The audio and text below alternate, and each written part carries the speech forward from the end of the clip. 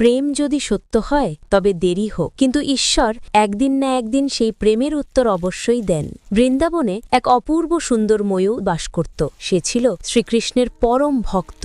সারাদিন তার মনে একটিই বাসনা, একবার শুধু তার প্রিয় শ্যামল নাথের পদধূলি পেতে চায়। একদিন ময়ূর এক কৌশল ভেবেছিল। প্রতিদিন সে কৃষ্ণের গৃহের দ্বারের সামনে গিয়ে বসে থাকত। যখনই কৃষ্ণ বাইরে বেরোতেন সে মিষ্টি কণ্ঠে গান গাইত, আমার আর কেউ নেই তুই ছাড়া হে গোপাল, সাম্বরিয়া আমার।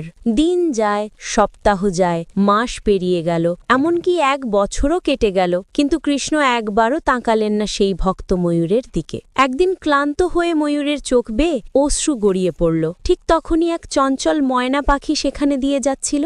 দৃশ্য দেখে থমকে দাঁড়ালো সে। ময়না বলল, বৃন্দাবনের দ্বারে কেউ কাঁদছে, আশ্চর্য তো। সে জিজ্ঞাসা করল, কেন কাঁদছ ভাই ময়ূর? ময়ূর দীর্ঘশ্বাস ফেলে বলল, 1 বছর ধরে এই ঝলনা